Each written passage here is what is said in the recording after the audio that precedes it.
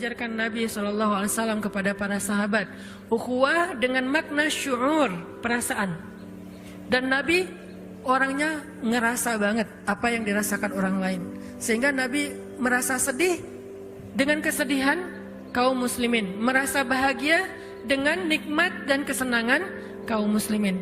Maka Nabi pun pernah marah ketika ada seorang perempuan yang dilecehkan oleh orang Yahudi di Bani Quraidah, kalau enggak Bani Qainuqa.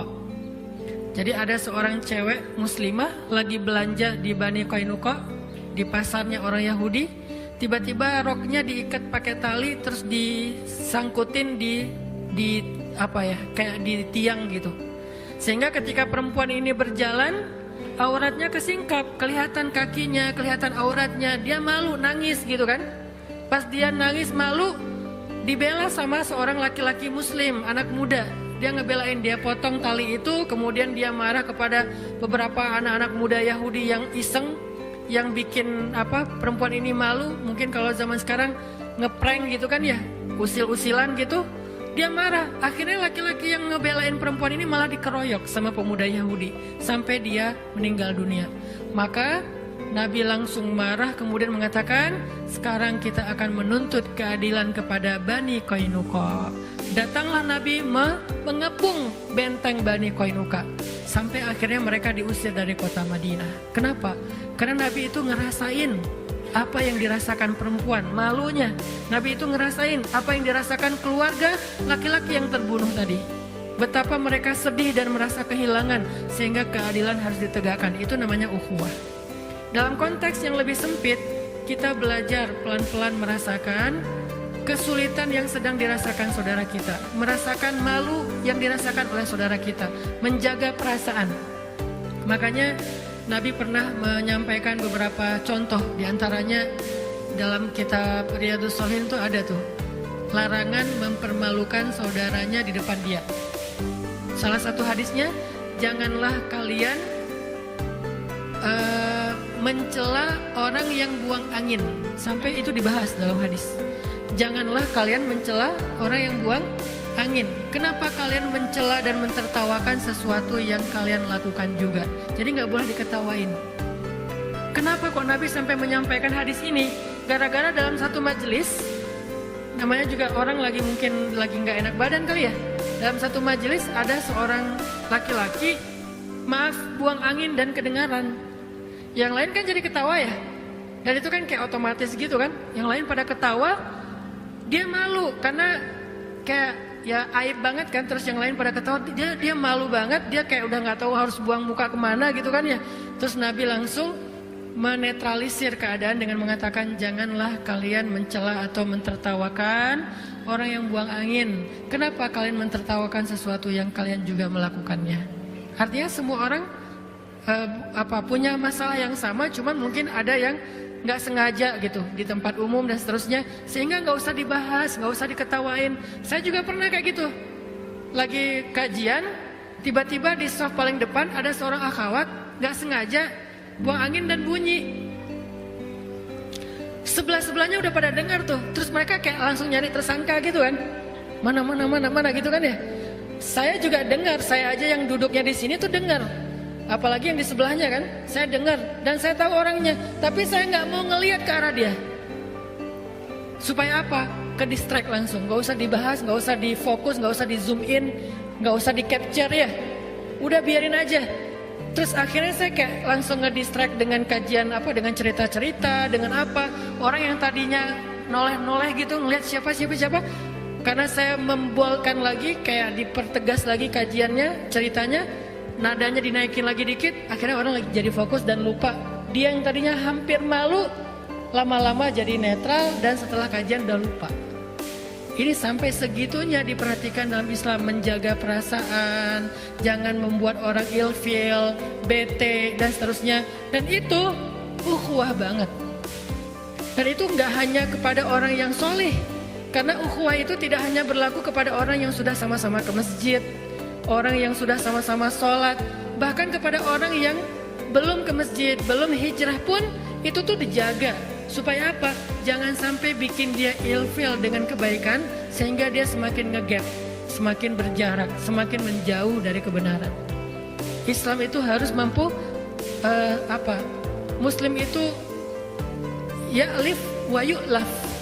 Orang Islam itu dia mudah merangkul dan mudah juga dirangkul. Itu orang Muslim banget tuh. Kalau sulit merangkul, sulit dirangkul, artinya dia kayak sombong, dia tuh eksklusif, dia itu bikin jarak, ngegap banget dengan orang lain. Dia bukan ciri-ciri Muslim sejati. Muslim itu ya'lif wa yu'laf.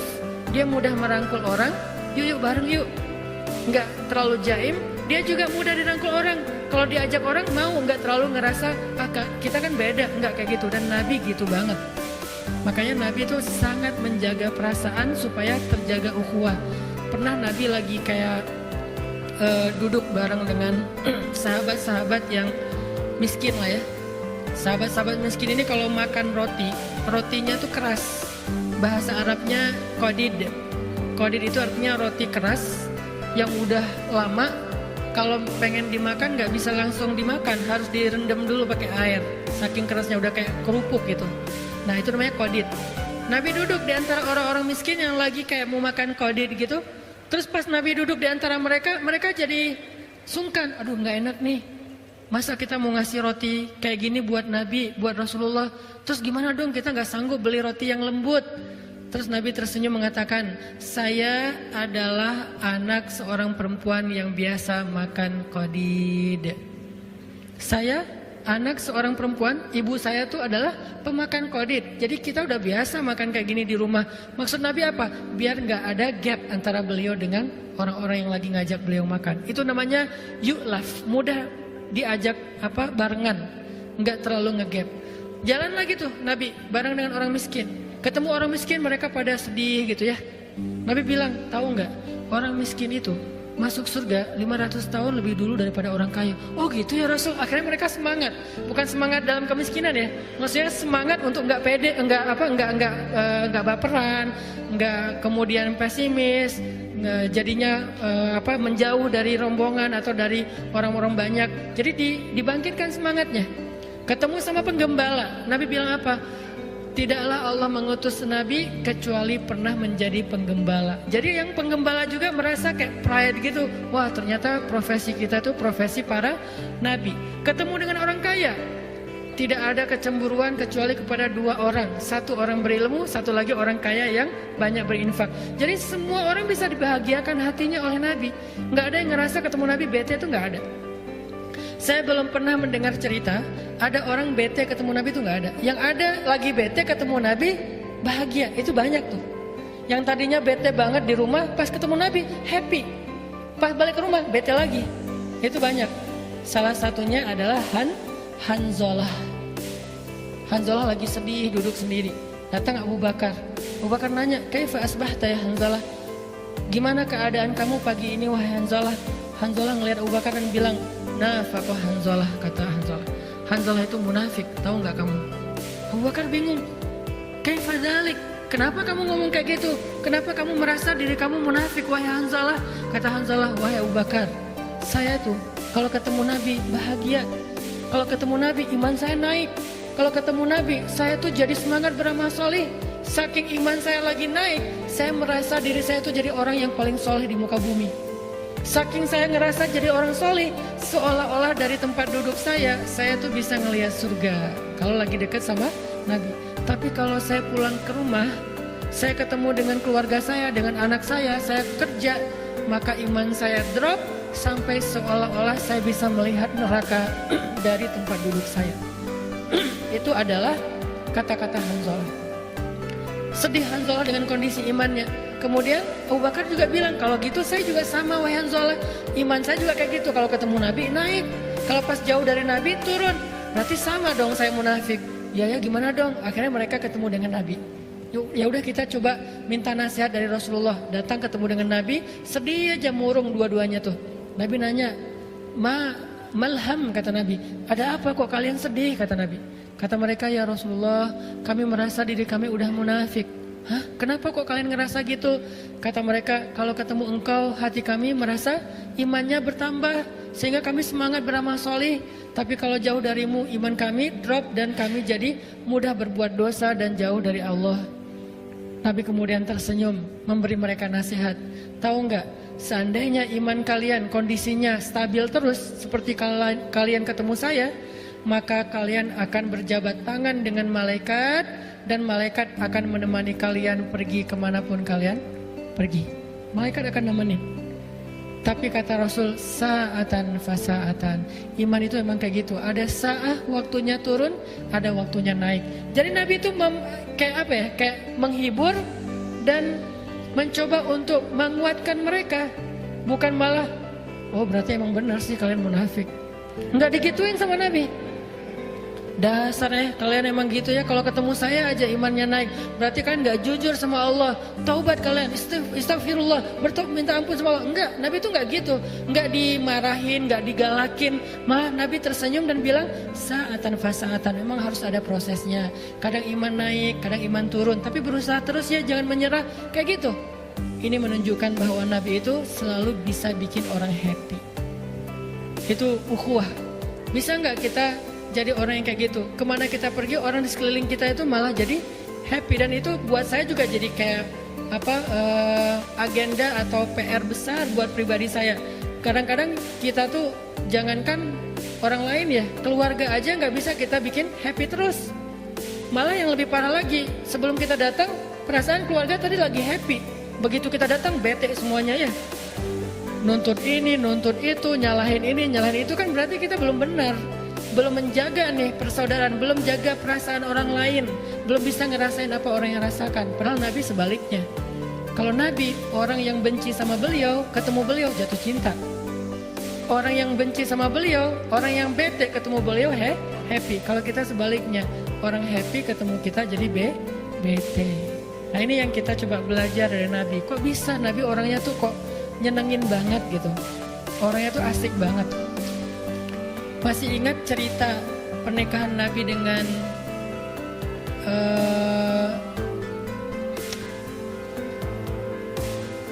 cewek Yahudi? Siapa namanya? Sofia. Tapi bukan Sofia yang kartun ya. Sofia, orang Yahudi. Sofia bahasa Arabnya. Itu gimana cerita pernikahannya? Kan gara-gara habis perang, namanya perang Khaybar. Perang Khaybar itu perang paling besar yang terjadi antara kaum muslimin dengan orang Yahudi. Dalam perang itu, ayah Sofia terbunuh. Paman Sofia terbunuh. Yang lebih sedih lagi, suami Sofia terbunuh. Dalam perang Khaybar, suaminya terbunuh. Kenapa mereka terbunuh? Karena mereka memusuhi Nabi, memerangi Nabi, terjadilah peperangan yang gak bisa dihindari. Mereka keras kepala, akhirnya dalam peperangan itu mereka terbunuh. Terbunuh dalam peperangan itu bukan kejahatan, karena itu sesuatu yang wajar. Yang kejahatan itu terbunuh di luar peperangan. Namanya berperang. Maka masa kita berperang, udahlah kita nggak usah bunuh-bunuhan, kita kayak main apa gitu, nge-game gitu kan ya, kan nggak mungkin ya, namanya juga perang.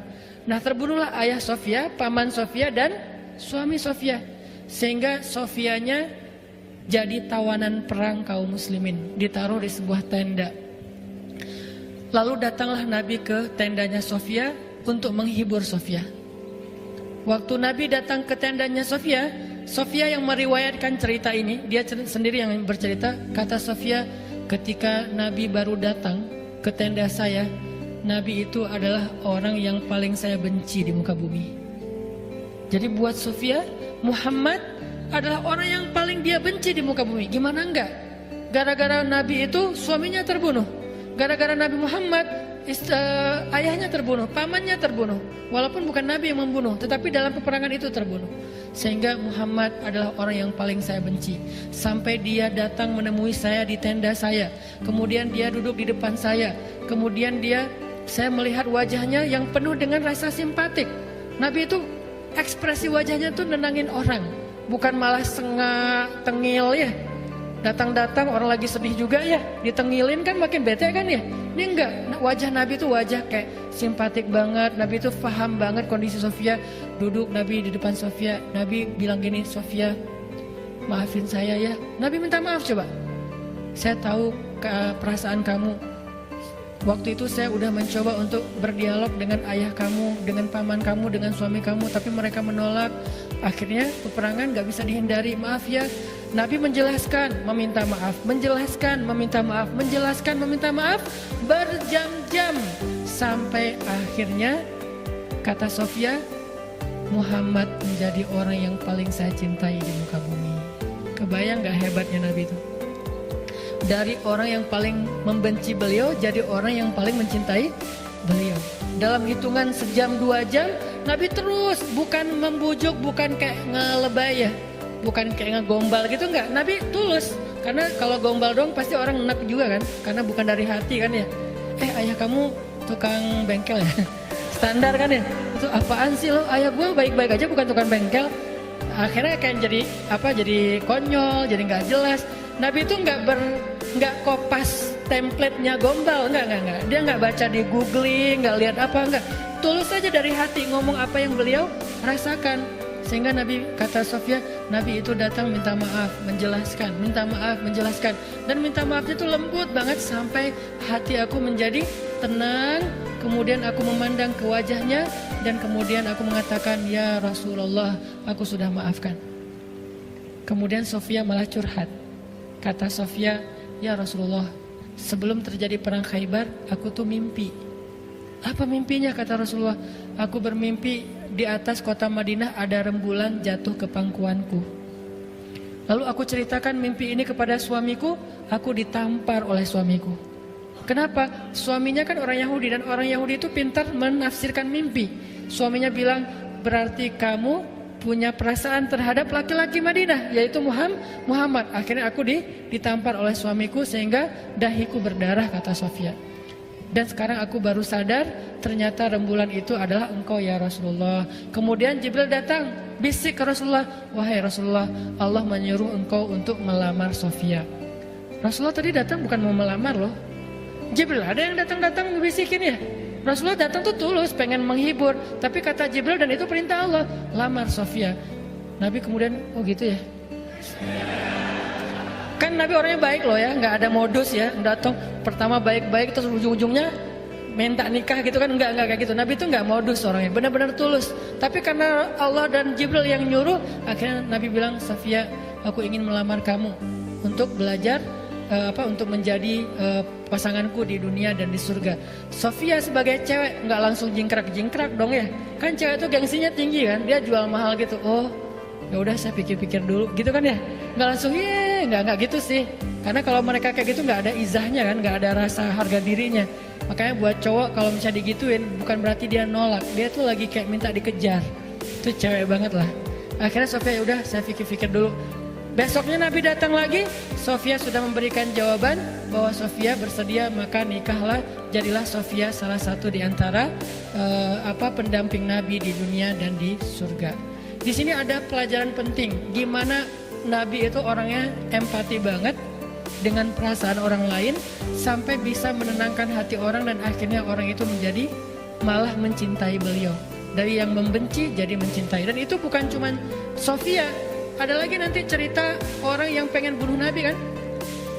Dia datang jauh-jauh bawa pisau yang udah beracun, dipakein racun, kalau kena walaupun gak nusuk juga asal kegores saja itu bisa jadi orang keracunan dan kemudian meninggal. Dia datang pengen bunuh Nabi, tapi Allah sudah melindungi Rasulnya sehingga dia ketangkap sama sahabat, lalu dia diikat di salah satu tiang Masjid Nabawi. Jadi dulu Masjid Nabawi juga berfungsi sebagai penjara, diikat di tiang masjid. Nabi tahu itu pembunuh, orang yang mau membunuh beliau, tapi setiap Nabi ke masjid, Nabi sengaja ngelewatin jalan yang sampai bisa ketemu dengan orang itu. Jadi bukan langsung masuk ke masjid, muter dulu. Pas ketemu nama dia, Nabi nyapa gitu, gimana keadaan kamu? Pertama dia marah, tahu diikat nanya keadaan, marah kan? Oh ya udah, Nabi masuk lagi. Terus Nabi nyamperin lagi, ngasih minum, gimana keadaan kamu? Tahu. Terus masuk lagi. Besok lagi kayak gitu, sampai beberapa hari, lebih dari seminggu. Setiap hari Nabi nyamperin dia, setiap hari Nabi nanya keadaan dia, setiap hari Nabi ngasih dia minum, ngasih dia makan. Sampai setelah beberapa hari digituin dengan akhlak Nabi yang lembut, wajah Nabi yang berseri-seri, Nabi nanya gimana keadaan kamu? Dia bilang baik Muhammad. Berarti udah hatinya udah tenang nih. Nabi bilang ke sahabat, lepaskan ikatan dia, karena dia udah tenang sekarang. Dilepasin ikatannya, Kemudian Nabi ngobrol sama dia, Nabi kemudian mengajak dia untuk sama-sama merenungkan supaya nggak jadi orang yang memusuhi Nabi lagi. Nabi mencoba mengambil hatinya. Setelah beberapa lama Nabi bicara dengan dia, kemudian dia mengatakan, wahai Muhammad, dulu engkau adalah orang yang paling saya benci dan ingin saya bunuh. Maka sekarang setelah melihat akhlakmu, engkau adalah orang yang paling saya cintai dan saya ingin menjadi pembelamu sampai berubah. Saya ingin masuk Islam, wahai Muhammad. Bagaimana caranya?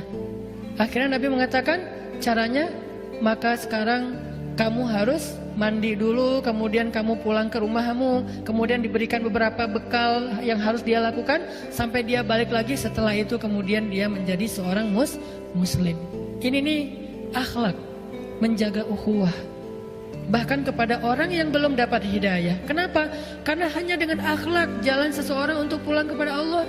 Kalau dia udah ilfil duluan dengan akhlak kita, bagaimana dia akan kembali kepada Allah? Ngelihat jalan kembali kepada Allah itu kayak serem gitu. Dan di sepanjang jalan itu banyak orang galak. Males balik ke Allah, kenapa? Banyak orang galak di jalannya. Baru jalan selangkah udah dimarah-marahin, jalan 2 langkah dimusuhin, jalan 3 langkah dituduh masuk neraka. Belum juga mau kembali ke Allah sudah masuk neraka. Akhirnya balik lagi deh gua. Daripada gua dimarah-marahin di sana, mending gua di sini aja diterima sama lingkungan gua yang sekarang, kan gitu ya. Maka ternyata salah satu rahasia dakwah Nabi, beliau itu ya'lif wa yu'laf. Beliau itu mudah merangkul orang lain dan juga mudah untuk dirangkul oleh orang lain. Arti mudah dirangkul itu bukan dipengaruhi, tetapi mudah sekali kalau orang mengajak beliau kepada kebaikan atau untuk menolong, maka Nabi pasti akan menolong. Ini adalah contoh Nabi menjaga ukhuwah. Sehingga menjaga ukhuwah itu menjadi salah satu di antara risalah ataupun misi utamanya Rasulullah SAW dalam berdakwah. Lalu nanti kita juga baca di dalam Al-Quran banyak banget ayat-ayat tentang menjaga ukhuwah. Di antaranya cara menjaga ukhuwah itu adalah dengan berbaik sangka. Allah berfirman, ya ayyuhalladzina amanu jtanibu katsiran minadh-dhann inna ba'dadh-dhanni itsmun. Wahai orang yang beriman, jauhilah sebagian besar prasangka. Inna ba'dadh-dhann itsmun. Karena sebagian besar prasangka itu adalah dosa. Allah mengajarkan tentang berprasangka baik dan kemudian Rasulullah dan para sahabat mencoba untuk mempraktekannya dalam kehidupan mereka. Lalu muncullah cerita-cerita indah tentang berprasangka baik. Salah satunya terjadi kepada, kalau nggak salah namanya Tolhah. Tolhah ini adalah sahabat Nabi yang kaya lalu jatuh miskin. Ketika dia kaya, dia punya temannya banyak. Setiap malam rumahnya tuh dipenuhi oleh teman-temannya. Pada datang ke rumahnya makan, pada datang ke rumahnya curhat, pada datang ke rumahnya minjem uang, pada datang ke rumahnya minta ditolong. Itu Tolhah, rumahnya ramai banget karena gara dia banyak membantu orang lain. Tapi begitu dia jatuh miskin, rumahnya sepi, nggak ada yang datang. Teman-temannya pergi menjauh dari dia, sehingga istrinya mengeluh. Kata istri Tolhah, Tolhah, sekarang kamu tahu kan? Ternyata teman-teman kamu itu nggak ada yang tulus mencintai kamu, nggak ada yang jadi sahabat sejati. Dulu aja ketika kamu kaya, mereka sering datang ke rumahmu. Sekarang giliran kamu jatuh miskin, mereka udah nggak pernah lagi datang kepadamu. Wajar nggak kata-kata ini? Wajar. Bahkan mungkin kita pernah ngerasa kayak gitu. Tapi tahu nggak jawaban Tolhah kayak gimana? Ketika istrinya mengeluh seperti itu, Tolhah mengatakan, justru mereka itu teman yang sangat pengertian, kata Tolhah. Istrinya bingung, pengertian gimana maksud kamu? Dulu ketika aku punya banyak uang, mereka merasa nyaman meminta tolong kepada aku karena itu tidak akan memberatkan aku. Aku punya banyak harta, jadi menolong mereka ringan buat aku. Sekarang ketika aku sudah gak punya apa-apa, mereka merasa kasihan dan gak tega merepotkan aku dengan meminta tolong, maka mereka tidak datang lagi ke rumahku. Lihat angle yang diambil oleh Tolhah. Indah banget ya.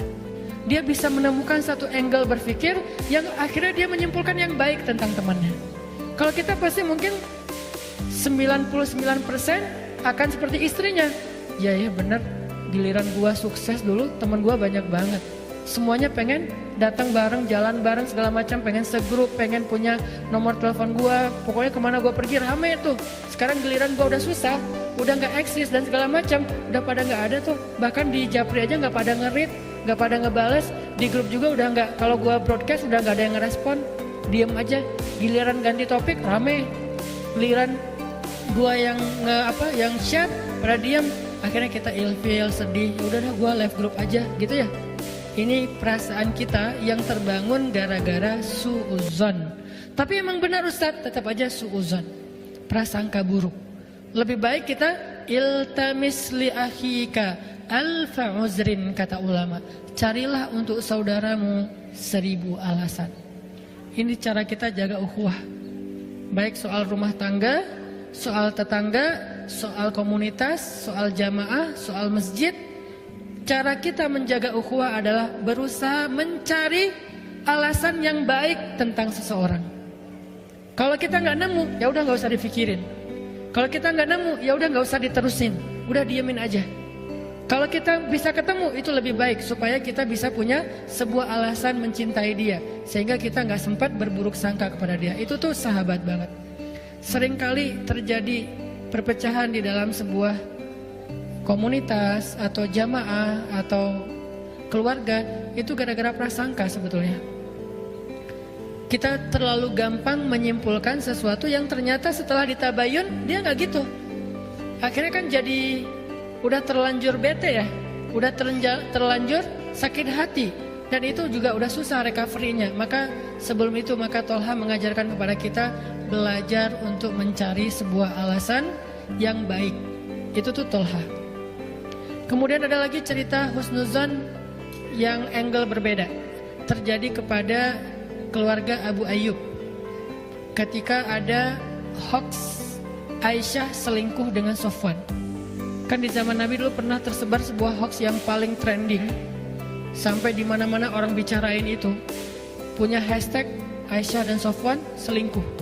Itu tuh rame banget, dibahas di mana-mana. Di Lambe Turah dibahas, di apa dibahas. Pokoknya rame aja tuh. Aisyah dan Sofwan titik gitu kan ya. Akhirnya dalam kondisi fitnah yang luar biasa, kebohongan yang luar biasa, Abu Ayyub pulang ke rumahnya minta pendapat istrinya. Karena ini udah ada di semua akun, semuanya pada nge-repost. Yang lebih berat lagi tahu nggak apa? Yang nge-repost berita bohong ini justru orang beriman. Innalladzina ja'u bil ifki usbatum minkum, kata Allah. Sesungguhnya yang menyebarkan itu kan berarti yang nge-repost. Karena kalau yang pertama ngeposting bukan menyebarkan.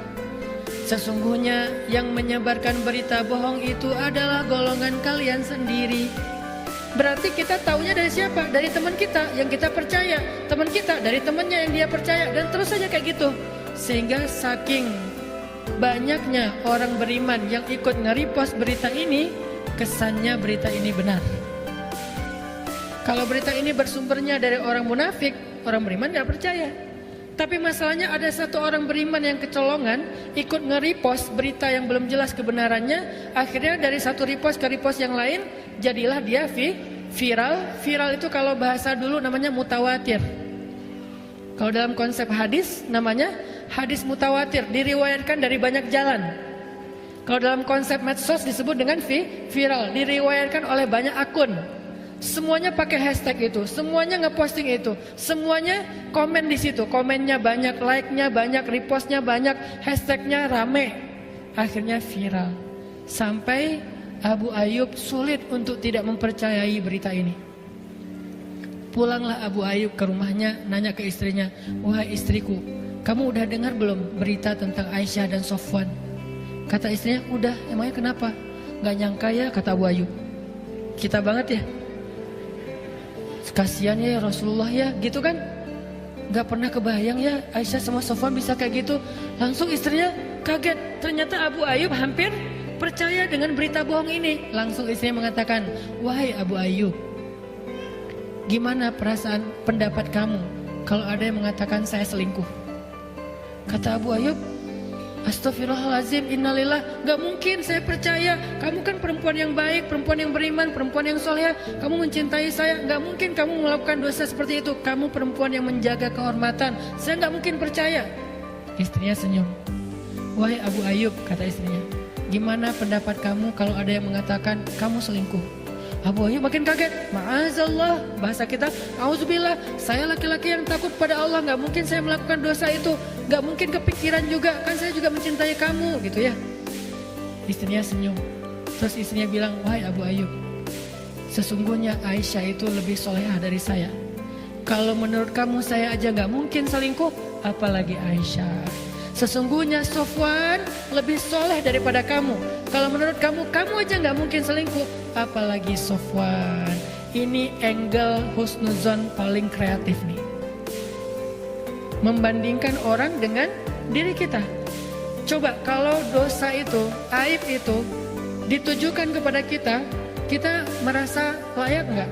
Nggak layak. Kalau menurut kita, kita aja nggak layak, maka orang itu lebih nggak layak lagi. Kenapa? Dia lebih soleh dari kita. Dia lebih baik dari kita. Dia lebih duluan taubat daripada kita. Dia lebih sering ke masjid daripada kita. Dia lebih sering ikut kajian daripada kita. Dia lebih menjaga harga dirinya daripada kita. Dia lebih baik bacaan Al-Qur'annya daripada kita. Cari kelebihan-kelebihan dia sampai kita merasa bahwa dia lebih daripada kita. Setelah kita menemukan bahwa dia lebih daripada kita, lalu kita simpulkan kalau saya aja nggak mungkin, apalagi dia. Ini husnuzon. Sehingga kalau kita merasa kecewa atau kaget, surprise dengan satu gosip tentang sesama kaum muslimin atau sesama ikhwah yang ada dalam satu jamaah atau satu komunitas, pakai kalau nggak caranya Tolhah, maka caranya istri Abu Ayyub. Cara Tolhah apa? Oh mungkin, oh mungkin, oh mungkin. Kalau cara istri Abu Ayyub, gimana kalau saya? Kalau saya aja nggak mungkin, apalagi dia. Ini cara berhusnuzon yang diajarkan oleh para sahabat. Terus gimana yang diajarkan Nabi?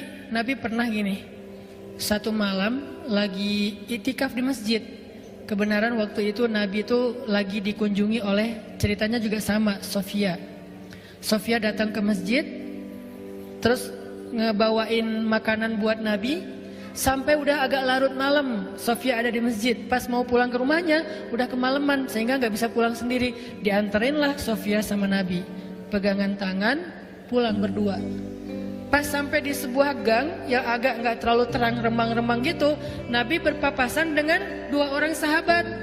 Sahabat juga lagi lewat, Nabi lagi lewat, tapi Nabi lagi sama cewek. Ceweknya pakai cadar, dipegangin tangannya, lewat berdua tengah malam di tempat remang-remang. Sahabat yang ngelihat Nabi kayak gitu langsung ngambil jalan yang lain, kayak menghindar gitu. Pas ngeliat, oh Nabi langsung pergi. Pas mereka pergi mengambil jalan yang lain, Nabi panggil, sini, dipanggil sama Nabi. Ada apa ya Rasulullah? Ini adalah Sofia, istri saya, kata Nabi. Lalu orang itu mengatakan, ya Rasulullah, gak mungkin kami berburuk sangka kepada engkau. Gak mungkin kami mikirin yang macam-macam kepada engkau. Kami tadi itu menghindar karena takut nanti kami merasa Rasulullah itu lagi sama siapa atau apa, maka kami pergi aja. Maka kata Nabi apa? Inna syaitan yajri majrad dam. Sesungguhnya setan itu mengalir di dalam aliran darah manusia. Itu asbabul wurud dari hadis tentang setan mengalir dalam darah manusia. Apa maksudnya? Mungkin sekarang kalian gak berpikir macam-macam, tapi nanti setan nunggu momen yang pas. Dia nunggu sekarang, oh udah lihat sekali, tapi gak jelas itu siapa gitu kan. Besok muncul gosip, Nabi kemarin sama seorang cewek. Oh pantesan muncul kata itu. Pantesan itu bisikan setan. Wasawisu syaitan alladzi waswisu fi sudurin nas bi pantesan. Yang mewaswasah, membisikkan di dalam dada manusia dengan kalimat pantesan. Jadi pantesan itu kalimat muncul gara-gara apa? Gara-gara pernah berpapasan tapi nggak jelas. Lalu kayak dihindari gitu. Makanya di sini Nabi juga mengajarkan sebuah tutorial cara husnuzon itu gimana. Kalau kita ragu tentang sesuatu, perjelas. Jangan ikuti syak, jangan ikuti keraguan. Daripada kita ragu nggak jelas terus kita diam-diam aja. Tapi juga bukan diam berbaik sangka, diam oh oke, gitu doang. Besok nggak ada kesimpulan gitu, ngegantung ya. Nah jangan biarkan sesuatu itu menggantung dalam hati kita, terus kita ngerasa ngeganjel. Nanti ketika datang kasus yang lain, ini akan jadi bahan untuk menguatkan kasus itu padahal nggak nyambung. Makanya langsung muncullah istilah tabayyun. Muncullah istilah tabayyun. Daripada kita ragu, langsung aja tabayyun. Maaf ya, kemarin aku gini. Oh iya, waktu itu gini ceritanya. Oh ya udah beres kan? Daripada kita diamin, nggak enak. Begitu nanti ada cerita lain, oh iya ya, pantesan dulu tuh pernah gini. Akhirnya saling menguatkan ya. Jadi dua berita yang tadi sama-sama setengah, ketika disatuin jadi utuh. Maka keutuhan itulah disebut dengan su'uzan, berburuk sangka. Tadi itu nggak utuh, yang satu dengarnya sekilas, yang lain dengarnya sekilas. Sekilas ini digabung jadi 2 kilas ya. Akhirnya jadi utuh, makin tegas beritanya. Makanya Nabi sebelum mereka sempat ragu-ragu atau ngegantung, nggak bisa menyimpulkan apa, tapi mereka kayak ngerasa nggak nyaman aja, terus langsung menghindar. Nabi manggil, sini dulu, ini tuh Sofia istriku, kata Nabi. Sehingga setelah Nabi tabayun kayak gitu, beres, mereka nggak sempat berburuk sangka. Ini namanya husnuzon, cara kita menjaga ukhuwah. Ada cara Tolhah, ada cara istri Abu Ayyub, ada cara Rasulullah. Semua teladan itu adalah cara-cara atau tutorial berhusnuzon. Ini baru 3. Kalau kita bedah lagi, banyak lagi cerita-cerita yang lain tentang husnuzon. Yang intinya adalah jangan sampai kita merasakan sesuatu yang gak nyaman tentang saudara kita, lalu kita mengaminkan itu dengan hanya berprasangka. Itu bahaya banget. Walaupun hanya untuk diri kita sendiri. Lalu kita bicarakan dengan pasangan kita. Masing-masing punya komunitas. Pasangan kita punya komunitas grup ibu-ibu. Kita punya grup bapak-bapak. Sama-sama kemudian punya teman dekat. Teman dekat ini dibicarain. Ini gua ngomongnya ke lo doang ya, gak usah disebar ke yang lain. Iya. Ngomong aja berdua. Padahal tadi 1 orang kan, jadi berdua dengan istri. Istri dan suami masing-masing punya geng. Ngomong ke gengnya. Gengnya punya geng lagi kan, masing-masing punya circle ya. Akhirnya jadilah rahasia umum. Kenapa balik lagi ke orang yang pertama? Kamu dengar dari siapa? Dari fulan, ujung-ujungnya istrinya. Ini gara-gara ada satu hal yang ngegantung, gak diberesin dari awal. Makanya ngeganjal, nanti akhirnya pecah bisul. Nanti akhirnya menemukan momentum. Nanti akhirnya jadi sesuatu yang bahkan meledak dan menjadi sesuatu yang gak baik. Itu cara menjaga ukhuwah dengan husnuzon. Tadi juga yang pertama menjaga ukhuwah dengan mencoba menjaga perasaan dalam tindak tanduk kita, dalam bergaul. Kita coba merasakan perasaan orang lain gimana kalau digituin. Itu tuh cara menjaga ukhuwah. Yang lain, cara menjaga ukhuwah adalah dengan idfa billati hiya ahsan. Fa'idhal ladzi bainaka wa bainahu adawah ka'annahu waliyun hamim. Balaslah keburukan dengan kebaikan, sehingga orang yang tadinya memusuhi kamu berubah menjadi pembela yang setia kepadamu. Ayatnya gitu. Idfa billati hiya ahsan fa'idhal ladzi bainaka wa bainahu adawah ka'annahu waliyun hamim. Balaslah keburukan dengan kebaikan, sehingga orang yang tadinya memusuhi kamu tiba-tiba menjadi pembela yang setia kepadamu. Apa contohnya? Contohnya perselisihan yang terjadi antara Abdullah bin Zubair dengan Muawiyah bin Abi Sufyan. Ada 2 sahabat, dua-duanya hebat, keren. Cuman keturunannya beda. Abdullah bin Zubair, ayahnya adalah Zubair bin Awam. Zubair bin Awam 1 dari 10 sahabat yang dijamin masuk surga. Keren ya ayahnya ya. Anak seorang laki-laki yang dijamin masuk surga. Julukan Zubair bin Awam adalah Hawari Rasul, pembela Nabi. orang yang sangat ngebelain Nabi. Ibunya Abdullah namanya Asma bintu Abi Bakar. Berarti Abdullah cucunya Abu Bakar. Asma adalah seorang perempuan yang pernah membantu Nabi dalam hijrah dengan membelah ikat pinggangnya. Satu dipakai untuk mengikat bawaan Nabi di onta, satu lagi dipakai untuk mengikat bajunya sebagai tali pinggang. Sejak saat itu Asma diberikan julukan, jadi dia punya nama julukan lah ya. Julukan itu kalau sekarang mungkin nama akun. Maka sejak itu nama akun itu kalau bahasa Arabnya kunyah. Jadi akunyah gitu, maksa. Jadi julukannya Asma adalah Zatin Nitaqain, perempuan yang punya dua ikat pinggang. Itu pujian buat Asma. Ini adalah ayah ibunya Abdullah. Dan tahukah kita Abdullah siapa? Abdullah adalah sahabat Nabi, bayi yang pertama lahir di kota Madinah setelah Nabi hijrah. Bayi yang pertama lahir di kota Madinah setelah Nabi hijrah. Kenapa spesial? Karena orang Yahudi itu memantra-mantrai kaum muhajirin ketika mereka hijrah.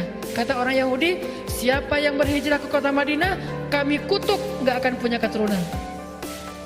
Sehingga sahabat muhajirin galau. Jangan-jangan berhasil nih mantranya Yahudi. Kan Yahudi tuh banyak main sihir ya. Mereka kayak menakut-nakuti dengan mantra. Pokoknya orang-orang muhajirin gak akan ada yang punya keturunan. Maka di tahun pertama Hijriah lahirlah Abdullah yang menjadi kabar gembira bagi kaum muslimin bahwa mantra itu tidak berpengaruh kepada mereka.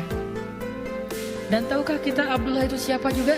Abdullah itu anak kecil usia 7 tahun. Kalau sholat duha merpati hinggap di atas kepalanya. Saking khusyuknya sholat duha. Usia berapa?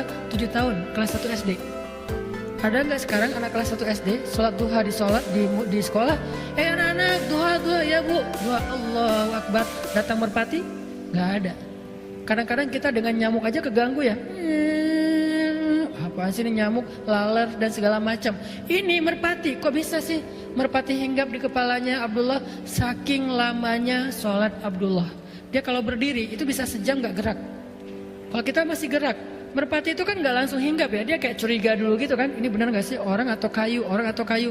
Pertama ngedeketin dulu, gerak dikit menjauh kan merpati gitu kan. Dia nggak terlalu jinak. Tapi saking Abdullah itu berdiri nggak bergerak sampai seolah-olah nggak berkedip, ngeliat ke bawah aja, khusyuk banget sampai merpati hinggap di atas kepalanya. Setelah lama baru dia rukuk sujud beres sholat, orang-orang kagum dan bilang, Abdullah, gimana ya cara sholat yang khusyuk kayak kamu sampai merpati hinggap di kepala? Apa jawaban Abdullah? Merpati yang mana? Dia nggak tahu kalau merpati di kepala dia. Kita nyamuk aja tahu. Dia merpati nggak tahu, saking khusyuknya dia sholat. Tapi orang sekelas Abdullah ternyata bisa baper juga. Itu tuh namanya insaniyatus sahabah, sisi-sisi kemanusiaannya sahabat. Jadi kalau kita pengen belajar dari sahabat, jangan yang sisi-sisi supernya doang. Kadang-kadang kita jadi putus asa. Ternyata mereka juga sama kayak kita. Kadang baper, ada yang bete, ada yang sahabat yang kikir, pelit, ada. Ditawarin surga nggak mau, ditawarin dunia mau, ada. Ada sahabat yang emosional. Gara-gara emosi akhirnya mencela, ada. Nah dalam hal ini Abdullah lagi baper sama Muawiyah. Siapa Muawiyah? Jadi kita udah tahu seberapa istimewanya Abdullah. Sekarang bandingannya Muawiyah. Muawiyah itu anaknya Abu Sufyan, yang paling semangat memusuhi Nabi. Bahkan dalam perang Uhud, Abu Sufyan itu banyak membunuh para sahabat. Walaupun secara fisik membunuhnya Khalid, tetapi di bawah komando Abu Sufyan. Istrinya Abu Sufyan Hindun. Jadi ibunya Muawiyah Hindun, perempuan yang pernah makan hati Hamzah. Sehingga julukan Hindun Akilatul Akbar, pemakan hati. Julukan Hindun Akilatul Akbar, pemakan jantung. Suatu hari Abdullah bete sama Muawiyah gara-gara kebun mereka berdampingan. Terus ada pohon korma di kebunnya Abdullah jatuh ke kebunnya Muawiyah dan diambil sama pekerjanya Muawiyah. Dilaporin sama pekerjanya Abdullah. Akhirnya Abdullah marah-marah. Wah, zalim banget nih. Dikirimlah surat oleh Abdullah ke Syam. Waktu itu Muawiyah jadi gubernur di Syam. Abdullah jadi orang biasa di Mekah. Muawiyah jadi gubernur di Syam. Gubernur, pejabat. Dapat surat dari Abdullah. Tahu nggak isinya gimana? Ya ibna akilatil akbar. Wahai anak perempuan yang pernah makan jantung. Marah-marah, mencela, menyebutkan nama ibunya Muawiyah. Wahai anak perempuan yang pernah makan jantung, kamu tuh nggak tahu diri ya. Pekerja kamu itu zalim kepada saya. Kamu memakan uang haram dan segala macam. Dicela habis-habisan. Membaca surat dari Abdullah, Muawiyah menitikkan air mata, sedih. Disebut ibunya. Padahal Hindun juga udah taubat. Hindun juga setelah masuk Islam menjadi baik Islamnya. Islamnya Hindun luar biasa. Segitu-gitunya Hindun setelah dia masuk Islam, dia itu mujahidah loh. Yang membantu jihadnya sahabat luar biasa Hindun. Cuman di masa lalunya memang ngeri banget Hindun ini. Disebut sekarang kejahatan ibunya, padahal ibunya juga sudah bertaubat. Sedih Muawiyah. Tapi walaupun dia sedih dan kecewa, Muawiyah mencoba untuk idfa billatihi ahsan. Balaslah dengan yang lebih baik. Akhirnya Muawiyah tulis surat balik. Bismillahirrahmanirrahim. Assalamualaikum warahmatullahi wabarakatuh. Ya ibna hawarir rasul wa ya ibna datin nitaqain. Coba balasannya. Dimarahin oleh Abdullah dengan kalimat wahai anak perempuan pemakan jantung, tapi dibalas wahai anak seorang pembela Nabi, wahai anak seorang perempuan yang punya dua ikat pinggang. Dipuji orang tuanya oleh Muawiyah, sehingga dia mengatakan saya nggak tahu kejadian itu. Saya akan minta penjelasan kepada pegawai saya. Kalau itu benar, saya akan kembalikan hakmu. Maafin saya ya, maafkan saya ya. Demi Allah saya nggak ada niat menyakiti kamu. Tapi di awalnya udah dipuji kedua orang tuanya. Abdullah membaca surat itu langsung beristighfar. Astagfirullahaladzim, saya udah dosa. Dia nangis juga karena dia ngerasa bersalah. Langsung dia ambil ontanya, dia menuju ke Syam. Dia pergi ke Syam dari Mekah. Sampai di Syam, dia langsung menemui Muawiyah. Dia peluk Muawiyah. Dia katakan, wahai Muawiyah, balas saya dengan kata-kata yang sama. Kata Muawiyah, kami bukan orang yang diajarkan untuk mencela. Makin terpukul Abdullah. Padahal kan secara kualitasnya Abdullah ini lebih dahsyat ya. Ibadahnya dahsyat. Orang tuanya orang-orang hebat. Kakeknya itu Abu Bakar As-Siddiq. Tapi dikatakan kayak gitu oleh Muawiyah, seolah-olah dia diajarkan sesuatu yang dia udah lakuin itu. Kami kaum yang tidak tahu cara mencela, kata Muawiyah. Kami nggak ngerti gimana cara mencela. Jadi jangan suruh kami mencela. Wahai Muawiyah, balas cela saya. Nggak ngerti gimana cara mencela. Maaf wahai Abdullah, saya nggak tahu cara mencela. Akhirnya Abdullah mengatakan, wahai Muawiyah, saya minta maaf, saya yang salah. Sebagai bentuk penyesalan saya hadiahkan seluruh kebun saya dan isinya untuk kamu. Itu janji Allah. Balaslah keburukan dengan kebaikan, maka nanti orang yang memusuhi kamu justru menjadi pembela yang setia kepadamu. Itu cara jaga ukhuwah. Emang gak gampang. Ustadz, gimana caranya? Emang Ustadz pernah? Ya agak susah juga sih. Saya juga lagi belajar. Semua kita belajar ya. Kadang berhasil, kadang belum. Ada kasus yang saya udah berhasil kayak gitu. Kalau sekali berhasil kayak merasa paling baik gitu ya. Wah, saya ternyata orangnya baik juga ya. Gitu kan ya. Tapi kalau gagal, kok nggak bisa ya ngikutin sahabat? Gimana caranya biar kita bisa membalas keburukan dengan kebaikan? Ada hate speech di komen-komen kita, haters. Gimana cara kita ngebales haters itu dengan kebaikan kalau nggak bisa diam? Maka para ulama mengajarkan satu cara yang paling indah. Katanya, ucapan yang buruk itu seperti air panas, kata ulama. Ucapan yang buruk seperti air panas. Kalau kamu baru mendapatkan air di gelas yang masih panas airnya, maka jangan langsung diminum. Tunggu sampai dia hangat atau sejuk, baru kamu minum. Karena kalau kamu minum panas-panas, lidahmu akan terbakar. Apa maksud dari perumpamaan ini? Ucapan yang gak menyenangkan kita tuh, rasanya panas kan di hati? Jangan langsung dibales. Karena ketika kita membalas saat itu, pasti akan jadi kebakaran. Maka diamkan dulu kata-kata itu, ucapan itu sampai rasanya udah gak panas lagi di hati kita, baru balas. Pasti beda balasannya udah. Membalas ketika lagi panas dengan membalas besok atau lusa setelah udah agak sejuk, itu pasti beda. Itu cara Muawiyah membalas suratnya Abdullah. Malah pas dia baca dia sedih banget, dia kecewa banget, dia marah banget, tapi dia diamin dulu. Selang beberapa hari dia udah tenang, dia baca lagi suratnya, dia tulis balasannya. Dan balasannya jauh lebih adem daripada yang pertama. Itu teknis banget yang diajarkan ulama. Makanya kalau kita lagi dapat semacam ucapan, capturean, kadang-kadang kan ada orang yang berada di dua grup ya. Kebenaran grupnya udah pecah nih. Dulu mereka satu grup, tapi kebanyakan left. Maka yang left ini pengen reuni, bikin lagi grup. Akhirnya jadilah dua grup. Tapi masih ada satu orang yang dia tuh kayaknya dengan siapa aja asik gitu. Pas bikin grup ini dia diundang juga. Adalah dia di dua grup. Nah pas dia ada di dua grup, dia menjadi orang yang justru kadang-kadang manas-manasin. Di grup sebelah lagi ngomongin grup sana, mereka bikin grup baru ya. Dia tuh kayaknya pasti lagi ngomongin kita segala macam. Akhirnya rame nih. Chat ini di capture, di forward ke grup sebelah. Grup sebelah lagi ngomongin kalian loh. Aku tuh ngomong kayak gini, aku capture biar kalian tahu ya karena aku sayang sama kalian gitu. Akhirnya grup sebelah rame. Nah kalau kita dapat yang kayak gini-gini nih, capturean, forwardan, itulah pokoknya head speech, comment, haters segala macam, jangan di replay saat itu juga. Tunggu sehari, 2 hari, pas kita udah tenang, replay kalau mau di replay. Kalau nggak mau di replay, maka kata Nabi, falyakul khairan aw liyasmut. Kalau mampu nge-replay, itu terjemahan medsos terhadap hadis ini ya. Man kana yu'minu billahi wal yaumil akhir. Siapa yang beriman kepada Allah dan hari akhir di sosial media, hendaklah nge-replay yang baik-baik atau nggak usah di-replay sama sekali. Itu terjemahan kontekstual. Kalau omongan kayak gini dipotong, ini pasti jadi salah paham. Bener nih Ustaz emang aneh, nerjemahin hadis sesuka-sukanya. Itu namanya bukan terjemahan letterleh, tapi terjemahan kontekstual dengan konteks sosial media. Kalau kita mampu replay yang baik-baik. Orang ngomong apa, kita ngomong sebaliknya. Sehingga dia jadi adem, semua jadi adem. Kalau kita nggak mampu, ya udah nggak usah dikomenin, nggak usah di replay. Kalau nggak kuat, delete aja komennya.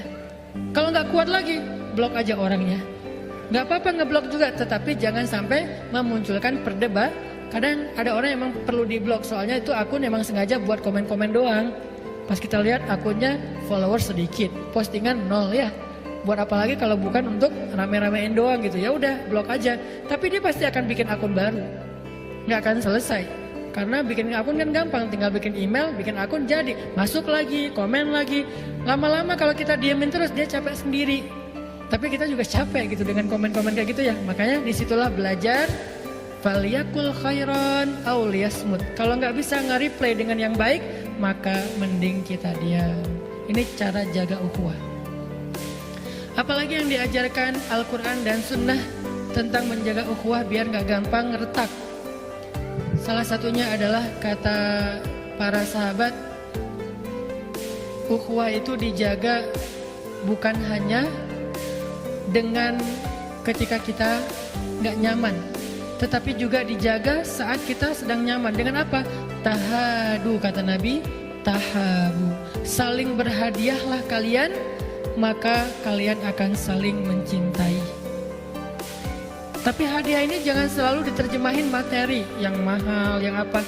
Hadiah itu intinya adalah sesuatu yang menyenangkan. Sesuatu yang menyenangkan itu hadiah. Nggak harus selalu sesuatu yang menyenangkan itu berbentuk materi, apalagi kalau yang menyenangkan itu buat seseorang kan kadang-kadang harus yang mahal ya. Ada orang yang mungkin udah dia terbiasa dengan sesuatu, sehingga kalau kita kasih yang biasa buat dia biasa aja, nggak surprise, nggak sampai spesial banget. Maka jangan selalu diterjemahkan dengan materi. Kasih hadiah yang menyenangkan hati. Apa bentuknya? Kata Nabi, qaulun ma'rufun shadaqah. Ucapan yang menyenangkan hati itu adalah sedekah, hadiah. Apa ucapan yang menyenangkan hati? Memuji dia. Tapi memuji yang tidak berlebihan. Jangan puji dia dalam urusan ibadah, itu bahaya. Pujilah dia dalam urusan yang selain ibadah, supaya tidak membuat dia riya. Puji dia atau minimal hargai ucapannya, hargai perilakunya semampu kita. Atau setidaknya beri dia hadiah dengan kata-kata yang membuat dia merasa kayak diperhatikan dan seterusnya. Itu semuanya adalah cara menjaga ukhuwah.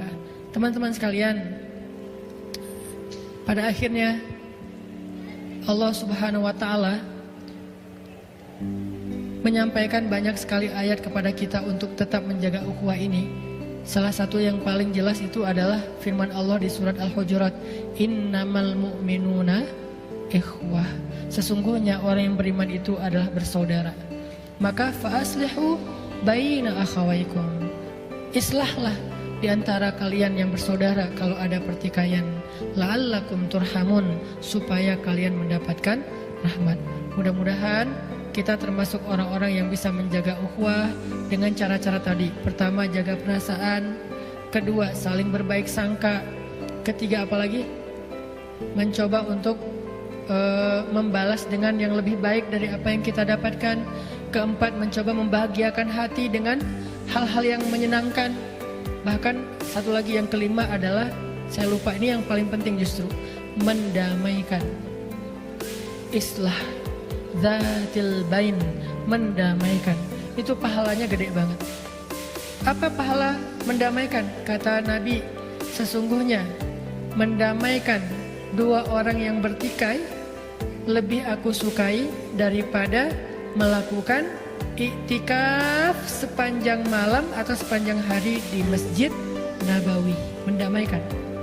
Iktikaf di Raudhah masih lebih baik mendamaikan di antara dua orang yang bertikai.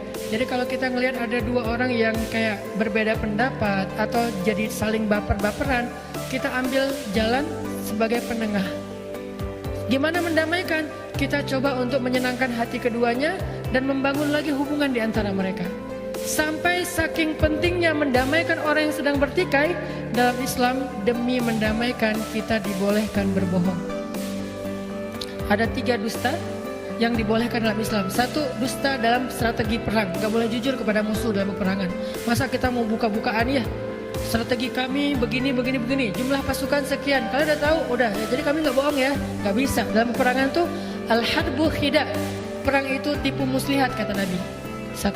2, berbohong tentang masa lalu kepada pasangan kita dengan niat biar mau bertaubat. Bukan mau yang macam-macam ya. Jadi kalau misalnya kita udah nikah, jangan ngomongin tentang masa lalu. Dulu tuh saya punya 10 pacar. Satunya kita rata-rata pacaran sih 2 tahun. Berarti udah 20 tahun pacaran, gak usah dibahas. Cukup lama juga sih kita pacaran dan lumayan akrab banget. Apa sih yang gak pernah kita lakuin bareng? Sampai gitu-gitu banget, gak usah. Diamin aja. Kalau perlu kita berdusta, gak pernah, gak ada apa-apa. Supaya apa? Supaya gak menyakiti pasangan. Tapi bukan mau ada macam-macam ya. 2. Yang ketiga, berbohong untuk mendamaikan dua orang yang bertikai. Itu dibolehkan dengan syarat tidak berlebihan dan tidak justru memunculkan masalah yang baru. Misalnya tadi di sebelah ngomongin yang ini, kita bilang enggak kok, mereka enggak lagi ngomongin kalian. Ini namanya berbohong kan? Padahal kita tahu. Supaya apa? Supaya mereka bisa berdamai. Mudah-mudahan 5 tips ini bisa menjadi cara kita untuk menjaga ukhuwah kita di musyawarah, menjaga ukhuwah kita di komunitas-komunitas kita, di masjid-masjid kita, di tetangga kita, di masyarakat kita, dan yang paling luas dan penting di sosial media kita. Barakallahu fikum, billahi taufiq wal hidayah, wassalamualaikum warahmatullahi wabarakatuh.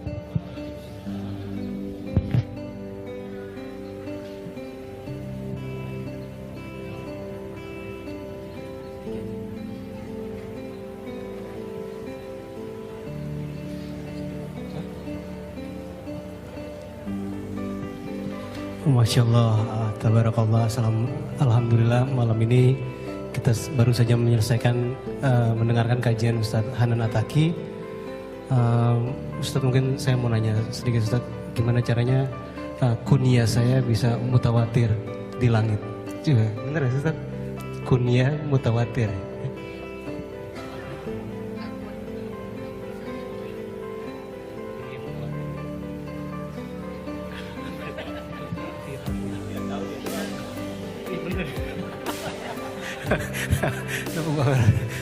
Salah spelling. Ya udah lupain aja deh.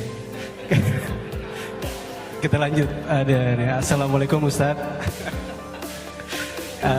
Bagaimana cara mengikhlaskan atau memperbaiki prasangka kita kepada saudara kita yang sudah terjadi, padahal kita tahu yang mereka lakukan itu salah secara agama.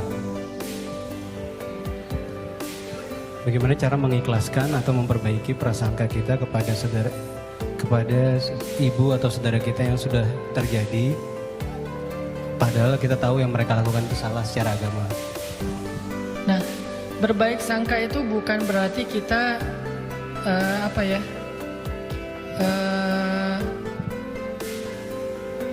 menutup mata dari sebuah kesalahan, bukan.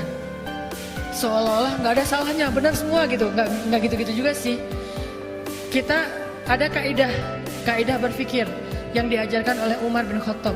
Kata Umar, nahnu nahkum bizzawahir, kami berhukum dengan yang tampak.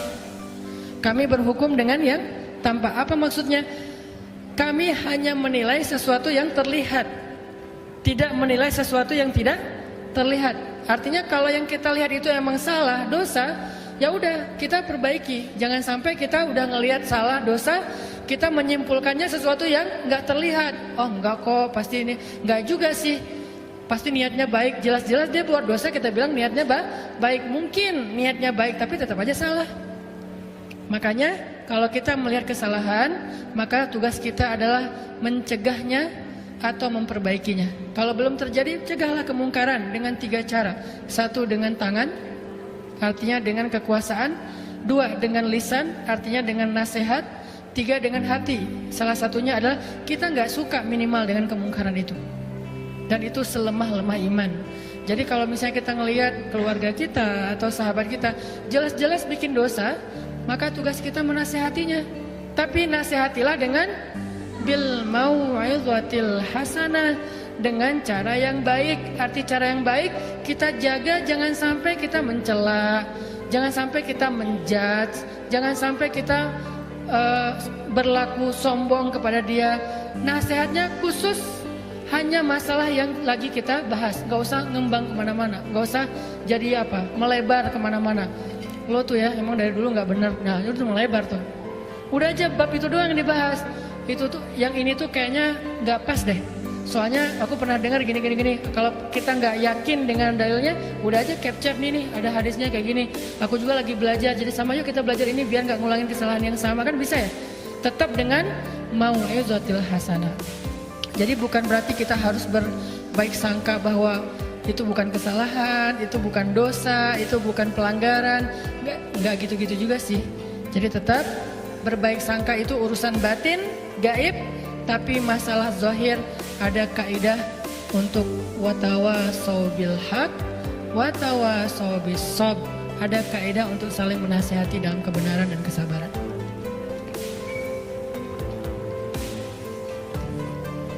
Oke, terima kasih banyak Ustadz atas jawabannya. Untuk pertanyaan kedua, bismillahirrahmanirrahim. Assalamualaikum warahmatullahi wabarakatuh. Semoga Ustadz dalam keadaan sehat dan dilindungi Allah. Mengenai penjelasan Ustadz, bagaimana mendamaikan jamaah dari ustadz-ustadz yang terkadang merasa gurunya lebih baik dan benar. Jazakallah khair. Merasa gurunya lebih baik itu hak ya. Semua orang boleh merasa bahwa gurunya, pendapatnya lebih tepat, bukan lebih benar. Karena insya Allah semuanya benar, cuman ada yang tepat, ada yang keliru. Merasa pendapat dia lebih tepat, merasa guru dia lebih kompeten, merasa guru dia lebih bijaksana, itu hak. Tetapi yang keliru adalah ketika dia menganggap orang lain nggak benar, itu baru keliru. Menganggap orang lain itu nggak tahu, itu baru keliru. Menganggap orang lain itu nggak layak, itu baru keliru. Kita boleh merasa bahwa saya belajar di Al-Azhar, saya bangga banget dengan Al-Azhar. Tapi saya nggak pernah menuduh teman-teman Jamiah Islamiyah di Madinah itu nggak belajar agama, enggak. Buat saya pendapat Azhar sama Madinah, Jamiah Islamiyah itu beda. Biasanya lulusan Al-Azhar itu diajarkan cara berpikirnya tuh dia agak banyak angle. Sehingga kalau kita bahas fikih pasti bahasnya gini, menurut ini. Baru disimpulkan jumhur, mayoritas ulama mengatakan begini. Itu cara berpikir Al-Azhar banget tuh. Makanya teman-teman kalau dengar Ustadz Abdul Somad atau Ustadz-Ustadz yang lulusan Al-Azhar, rata-rata ngomongnya gitu. Kalau ditanya tentang Ustadz apa hukumnya, misalnya batalkah wudhu dengan menyentuh istri? Menurut pendapat ini menyentuh adalah tidak membatalkan wudhu kecuali dengan syahwat. Menurut pendapat ini membatalkan wudhu walaupun sekadar menyentuh biasa aja dengan alasan sekian segala. Dan lalu kesimpulan ulama secara mayoritas ini itu tuh Azhar. Kalau Madinah, cara belajar di Madinah itu mereka mengambil satu hadis lalu menginterpretasinya, maka itulah yang dipegang. Dan itu juga manhaj ya, metodologi pendidikan ya, dan itu juga sah-sah aja supaya nggak bingung dengan banyak pendapat. Udah aja ini yang paling kuat, ini yang paling rajih, udah. Maka kita saling menghargai. Cuman buat saya belajar di Al-Azhar, saya yakin dengan guru-guru saya pride dengan konsep berpikirnya Al-Azhar di Mesir. Tapi saya sama sekali nggak pernah merasa Madinah atau teman-teman yang belajar di tempat lain itu nggak tahu apa-apa. Mereka punya alasan, mereka punya argumentasi, tapi ini yang saya yakini itu boleh.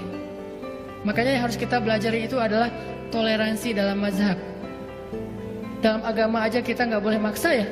La ikraha fiddin, apalagi dalam mazhab. La ikraha fil madzahib, la ikraha fil fiqh. Karena memang yang namanya fikih itu adalah madzahib, pendapat yang berbeda-beda. Kenapa muncul perbedaan pendapat? Sedikit biar kita tahu kenapa kita harus menghargai pendapat orang lain. Perbedaan pendapat itu seringkali muncul karena interpretasi terhadap dalil. Nggak usah diinterpretasi, tetap ada interpretasinya. Kenapa? Karena cara memandang dalil itu beda-beda. Contoh, ini yang saya sering bahas tentang kajian perbandingan mazhab. Contoh masalah isbal. Isbal itu apa? Memakai celana atau jubah di bawah mata kaki. Kalau untuk laki-laki, kalau untuk cewek kan nggak disebut isbal ya, itu laki-laki. Sebagian pendapat mengatakan semua yang berpakaian pakaian di bawah mata kaki musbil, dan dia termasuk dosa besar, nggak masuk surga. Al-Azhar dengan interpretasi terhadap dalil, dia mengatakan isbal itu bukan soal ukuran pakaian. Inti dari isbal itu sombong. Kenapa? Dia punya argumentasi. Di zaman dulu orang itu menyombongkan diri dengan ukuran pakaian. Orang kaya pakaiannya sampai ke bawah mata kaki, soalnya mampu membeli kain panjang. Orang miskin pakaiannya di atas mata kaki karena kainnya ngirit. Sehingga terjadilah kesenjangan sosial dari ukuran pakaian. Maka inti dari isbal itu adalah sombong. Dalam konteks zaman sekarang, sombong itu bukan lagi isbal tapi brand. Kalau ada orang yang membanggakan status sosialnya dengan brand tertentu, pakaian, aksesoris, kendaraan, rumah dan segala macam, berarti dia isbal karena sombong. Tapi kalau brand-brand itu dia pakai karena lebih kepada kenyamanan, kebutuhan, maka innamal a'malu binniyat, tergantung niatnya. Berarti dia boleh-boleh aja pakai brand itu. Kenapa? Emang brand ini bagus, kualitasnya bagus, kalau dipakai, kalau baju juga nyaman misalnya, kalau kendaraan juga safety-nya lebih terjamin daripada yang biasa misalnya, maka nggak masalah. Tapi kalau tujuannya menunjukkan status sosial dia lebih beruntung, lebih sukses, lebih kaya, maka dia isbal. Ini namanya perbedaan pendapat. Tinggal saling menghargai. Ya, terima kasih banyak Ustadz atas penjelasannya. Ini yang terakhir ya. Ini saya pengantin baru, tapi bukan saya nih Ustadz, bukan saya nih. Bolehkah istri melihat isi HP suami? Bagaimana hukumnya istri minta suami sharing password HP dan sosmednya? Kira-kira kenapa ya suami tidak mau terbuka soal password? Ini serius, bukan saya Ustaz, bukan. Apa hukum pakai PIN atau password? Yang lebih parah lagi pakai fingerprint ya. Atau pakai, kalau yang pakai iPhone pakai Face ID. Tidak boleh menutupi sesuatu dari pasangan. Baik istri maupun suami. Ini nggak berlaku cuma satu arah ya, dua-duanya. Suami boleh melihat handphone istrinya, istri boleh melihat handphone suaminya. Kalau nggak ada rahasia, kenapa harus di passwordin ya? Mungkin password biar nggak dipegang sama anak. Ya udah nggak apa-apa pakai password, tapi kasih tahu, passwordnya tanggal pernikahan kita, kan gitu ya. Ya udah sama-sama tahu, anak nggak bisa buka. Kenapa? Mungkin anak takutnya terlalu lama main handphone atau mengakses YouTube yang enggak. Ya udah dikasih password boleh. Tapi dengan pasangan nggak ada rahasia, tetap saling terbuka. Insya Allah kalau udah terbuka biasanya nggak akan dibuka. Justru yang penasaran tuh kalau pakai password dan passwordnya gonta-ganti sehari 3 kali ya. Nah itu tuh penasaran kenapa gitu. Makanya insya Allah kalau nggak ada masalah sih nggak harus ditutup-tutupin. Oh kan privasi, jangankan handphone, kehidupan kita aja udah kita serahin ya. Masa handphone masih disisain? Jangankan handphone, diri kita aja, roh dan jasad kita udah kita serahkan setelah saya terima nikahnya Fulanah bintu Fulan. Masa masih tersisa kecuali handphone? Kan nggak ada akad yang kayak gitu ya. Makanya kalau yang lain semuanya udah diserahin, apalagi cuman sekedar isi WhatsApp. Lagian kata Allah, hafizatun lil ghaib bima hafizallah. Caranya kalau misalnya kita handphonenya mau dibuka dan gak ada masalah, cobalah kalau kita lagi chat dengan lawan jenis, seolah-olah kita chatnya di sebelah pasangan kita. Kira-kira akan seperti apa kita ngechat? Emoticon yang kita pakai apa aja? Apa akan guling-guling, berderai-derai? Apakah kita akan keluarin emoticon yang air mata menggenang gak jatuh-jatuh di sini? Kan enggak kan? Nah, artinya kita seolah-olah ada pasangan kita. Gimana cara kita chat? Itu cara paling aman menjaga pasangan ketika kita berinteraksi dengan orang lain.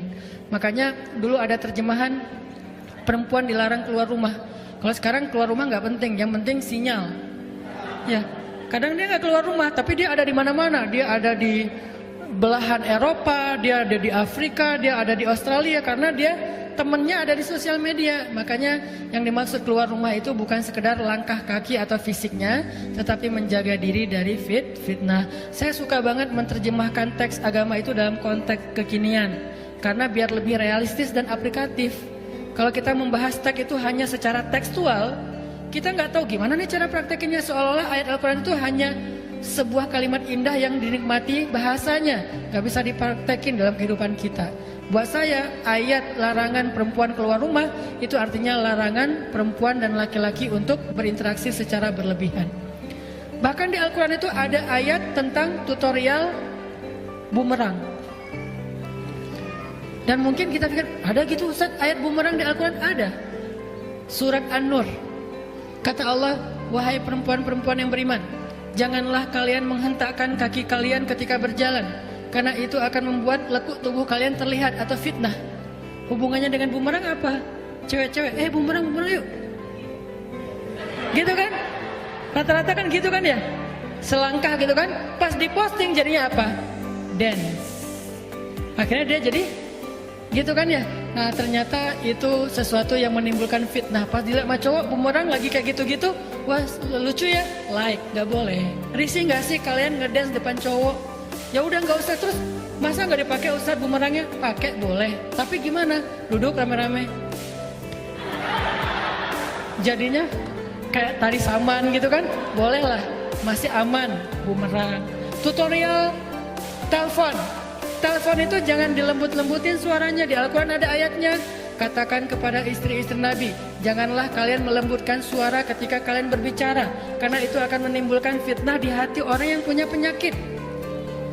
Pas telepon jangan di kayak bangun-bangun tidur gitu. Allah, gak usah digitu-gitu, biasa aja kali. Kecuali emang suaranya udah lembut ya, kayak suara saya. Saya tuh sering disalahpahami kalau nelfon GoFood. Ini pesannya sesuai aplikasi ya kali. Oh ya tunggu ya Bu, Bapak. Oh ya Pak. Itu udah aslinya gitu kan. Jadi bukan dilembut-lembutin gitu. Begitu juga kalau emang udah aslinya emang dia penyiar mungkin, dia mungkin seorang host atau apa, ya emang suaranya udah kayak gitu. Jangan sampai dibikin ada serak-serak bangun tidur, ada kayak manja-manja nggak apa gitu kan ya. Jangan, biasa aja. Itu ternyata diajarkan di Al-Quran. Tutorial nelpon, tutorial chat, tutorial bumerang, tutorial apa lagi, termasuk dandanan segala macam, semuanya diajarin. Mudah-mudahan dengan kayak gitu kita jadi nggak perlu lagi ngunci-ngunci handphone, karena insya Allah semuanya juga aman. Ustaz, tambahan dari saya sendiri. Kalau tadi kan Ustaz bahas tentang pentingnya menjaga ukhuwah dengan berhusnuzon dengan sesama gitu. Nah kalau kaitannya dengan amal ibadah kita kepada Allah, misalnya gini, saya kan banyak kita pasti semua merasa banyak dosa gitu kan. Tapi kan kita ada usaha untuk bertobat. Nah kita bisa nggak berhusnuzon sama oh ya Allah udah pasti terima tobat kita. Jadi kita bisa fokus untuk ibadah yang lain gitu. Atau kita harus selalu merasa selalu banyak dosa jadi selalu tertekan terus gitu. Oh, sholat lagi tapi kondisinya ngerasa terus berdosa gitu. Itu gimana Ustaz? Harus satu paket. Harus balance. Di satu sisi kita harus belajar thiqah billah, percaya sama Allah. Allah itu Ghafur, Allah itu Rahim. Allah itu Maha Pengampun, Allah itu Maha Penyayang. Kita harus percaya. Itu namanya husnuzon kepada Allah. Nggak boleh kita berpikir kayaknya Allah pasti malas banget ngampunin dosa saya nih. Nggak boleh, itu suuzon sama Allah. Sampai Allah mengatakan la taqnatu min rahmatillah, innallaha yaghfirudz dzunuba jami'a. Janganlah kalian berputus asa dari rahmat Allah. Allah mengampuni dosa semuanya. Sehingga kita berpikir Allah itu pengampun, nggak ada dosa yang nggak diampuni. Tapi hasil dari husnuzonnya bukan buat kita malah jadi ya udah deh udah cukup kalau gitu, enggak. Jadi malah kalau kita berbaik sangka Allah Maha Pengampun, maka kita bergairah untuk minta ampun. Itu hasilnya. Kalau kita bilang Allah Maha Pengampun tapi kita nggak minta ampun, itu bohong, klise. Harusnya kalau kita tahu Allah Maha Pengampun, ya udah minta ampun. Kalau kita tahu Allah Maha Penyayang, ya udah harapkan kasih sayangnya. Kalau kita tahu Allah itu Maha Perhatian, maka minta pertolongannya. Itu satu. Yang kedua, ada yang namanya kalau tadi thiqah billah, husnuzon. Yang kedua namanya wajilah, yang tadi saya baca di awal surat Al-Mu'minun. Apa itu wajilah? Kita nggak boleh gampang berasa puas diri. Kenapa? Karena kita harus selalu merasa bahwa diri kita ini belum apa-apa. Caranya gimana? Coba ingat dosa-dosa kita. Dulu kita semangat banget bikin dosa siang dan malam. Apakah kita udah sesemangat itu beramal soleh untuk menebus dosa di masa lalu? Kalau belum, berarti harus bergairah terus. Wajilah, kurang. Tapi Allah Maha Pengampun, Allah Maha Penyampun. Tapi saya amalnya masih kurang. Itu satu paket. Sehingga kalau kita bisa mengambil dua-duanya secara balance, baru insya Allah disebut dengan orang yang taubatnya taubatan nasuha. Makanya Umar ketika bertaubat mengatakan, ya Rasulullah, hari ini saya akan menebus semua kejahatan saya di masa lalu dengan amal soleh, berdakwah dan membela engkau ya Rasul. Jadi azamnya menebus kesalahan di masa lalu. Dan harus selalu merasa masih kurang. Tapi Allah Maha menerima taubat, Maha Pengampun, Maha menghargai atau membalas kebaikan dengan pahala yang berlipat. Tetap ke Allahnya berbaik sangka, ke dirinya merasa belum apa-apa. Itu syarat taubatan nasuha, satu paket. Ya, terima kasih banyak Ustaz Hanan Taki, jazakallah khairan katsiran atas ilmunya. Mungkin Ustadz bisa ditutup dengan doa untuk kami semua Ustaz, agar bisa lebih menjaga ukhuwah kami, terutama kepada pasangan hidup kami dan juga keluarga, orang tua, anak dan saudara-saudara. Baik teman-teman semuanya, saya sebelum tutup dengan doa pengen nitip apa yang tadi udah saya sampaikan. Jaga ukhuwah di antara kita ya. Jangan sampai kita jadi mangsanya syaitan. Jangan sampai kita berhasil masuk ke dalam perangkap syaitan. Seperti kata Nabi, setan udah berputus asa membuat kita syirik. Mungkin kita rajin ibadah, tapi kita memutuskan silaturahim. Mungkin kita udah rajin ke masjid, tapi di masjid kita ngambil soft yang berbeda dengan orang yang kita nggak suka kepada dia. Yang satu di pojok sana, yang satu di pojok sini. Udah masuk tadinya udah di pojok sana ngeliat ada dia, pindah ke sebelah sini, softnya beda. Mungkin kita ke masjid, tetapi kita bete sama imam. Kita ngerasa ini imam ini bukan imamnya saya. Akhirnya walaupun ke masjid, kita akhirnya yang paling parah lagi bikin 2 jamaah, dan itu dosa besar.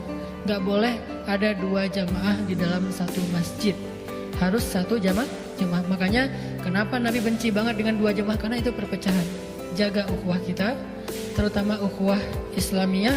Lebih luas lagi adalah ukhuwah watoniyah, sesama bangsa Indonesia. Udahlah, gak usah terlalu larut dalam perdebatan. Yuk kita fokus aja berkarya. Kita bangun Indonesia bareng-bareng dengan apa yang kita bisa. Kalau kita ngelihat sesuatu yang menurut kita nggak nyaman, maka kita boleh menyampaikan kritik ataupun nasihat, tapi tidak mencela. Tidak mencela.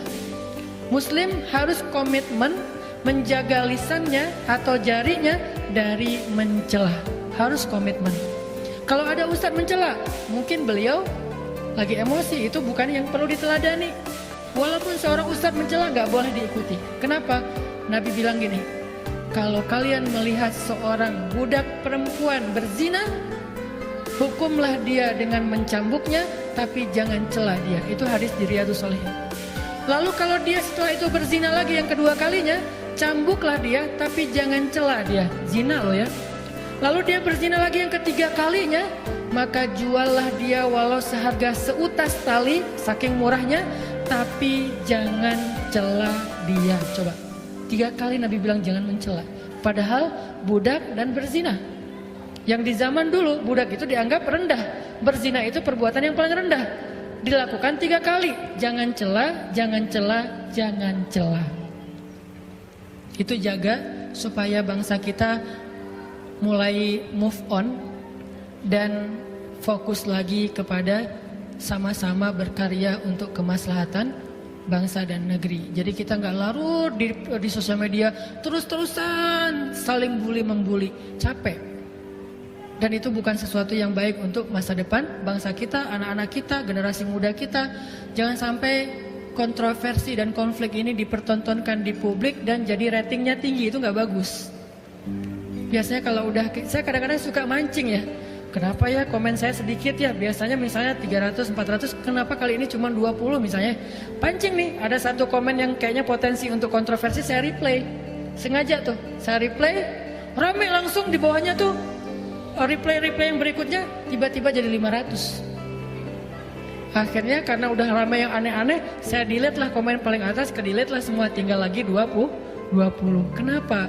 Karena mungkin kita udah terbiasa dipertontonkan konflik dan kontroversi, sehingga itu jadi menu yang ratingnya bagus.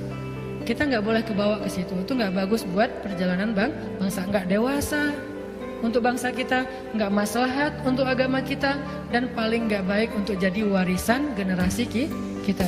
Kita sebagai muslim dulu aja yang udah belajar agama, komitmen, jangan sampai mencela. Marah, udah aja marah sendiri, jangan sampai dipertontonkan. Tersinggung, oke, karena itu manusiawi. Mengkritik, itu hak kita, apalagi kita sesuatu yang memang kritiknya membangun, apalagi bagus banget. Menasihati memang perintah Allah, wa tawassaw bil haq wa tawassaw bis sabr. Tapi mencela, coba cari ayat, ada nggak mencela? Nggak ada ayat yang mencela, nggak ada hadis yang mencela.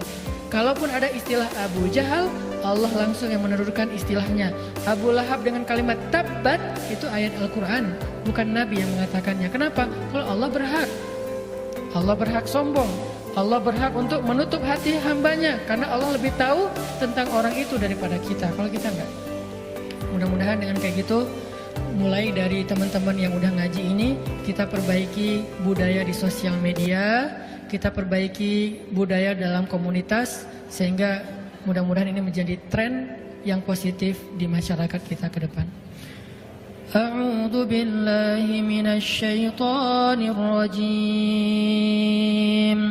Bismillahirrahmanirrahim. Alhamdulillahi rabbil alamin.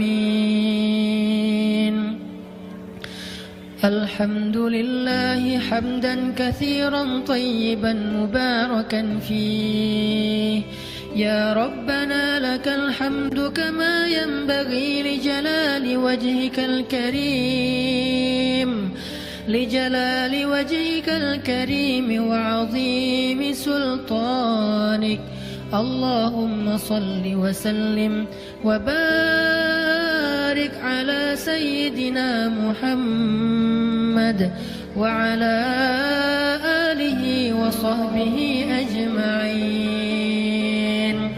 اللهم اغفر لنا ذنوبنا. اللهم اغفر لنا ذنوبنا. اللهم اغفر لنا ذنوبنا ولوالدينا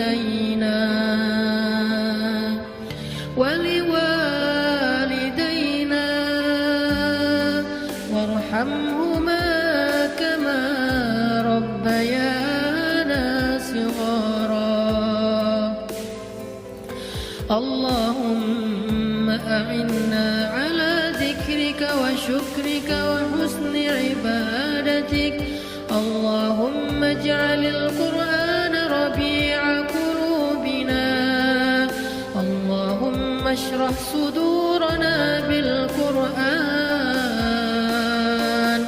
اللهم زين أخلاقنا بالقرآن اللهم نور حياتنا بالقرآن اللهم اشفعنا بالقرآن اللهم نجنا من النار بالقرآن اللهم اجعل القرآن حجة لنا لا علينا اللهم إنا نسألك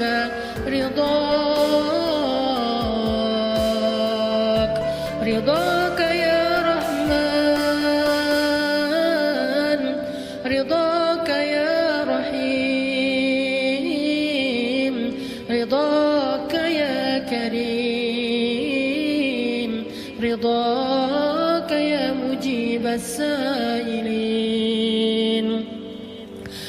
اللهم إنا نسألك رضاك والجنة ونعوذ بك من سخطك والنار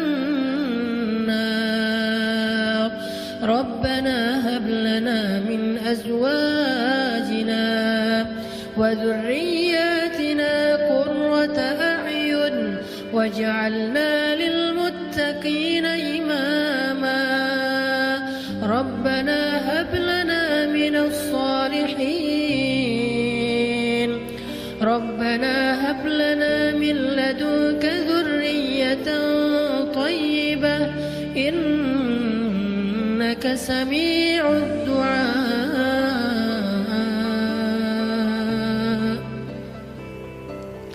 Duhai Allah, kepadamu-lah ya Allah kami berserah. Kepada Engkau ya Allah kami berpasrah. Sesungguhnya kami lemah sedangkan Engkau maha perkasa. Kami bodoh ya Allah sedangkan Engkau maha bijaksana. Kami sering bingung ya Allah sedangkan Engkau yang maha memberi petunjuk. Kami kotor dan banyak dosa ya Allah sedangkan Engkau maha suci. Kami tidak berdaya ya Allah sedangkan Engkau maha kuasa. Kami penuh dengan keluh kesah sedangkan Engkau maha mampu melakukan apa yang Engkau inginkan. Engkau yang berkehendak. Jika Engkau menghendaki sesuatu, Engkau katakan kun, maka dia pasti jadi seperti yang Engkau kehendaki. Kami sadar betapa kami tidak bisa apa-apa tanpa-Mu ya Allah.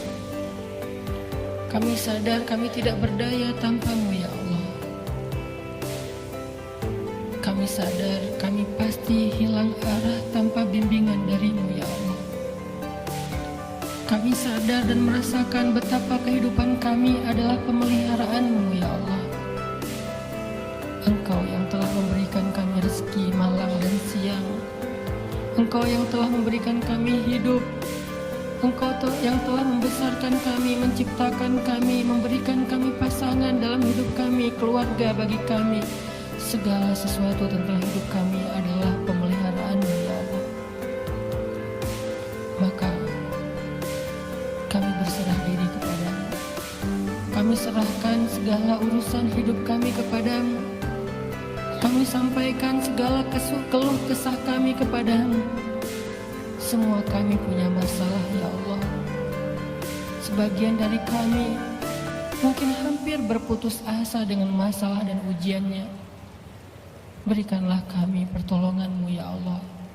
Berikanlah kami bimbingan-Mu ya Allah. Berikanlah untuk kami keajaiban dan mukjizat-Mu ya Allah.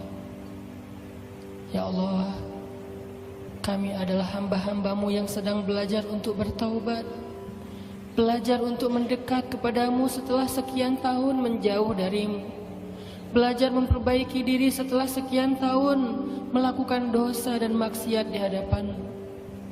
Bimbinglah perjalanan hijrah kami ya Allah, agar kami sampai kepadamu. Bimbinglah perjalanan hijrah kami ya Allah, agar kami tidak berputus asa di tengah jalan. Bimbinglah perjalanan hijrah kami ya Allah, agar kami istiqomah. Bimbinglah perjalanan hijrah kami ya Allah, agar kami sampai kepadamu dalam keadaan selamat. Ya Allah, kadang hati kami pernah merasa condong kepada dosa-dosa yang sudah coba kami tinggalkan.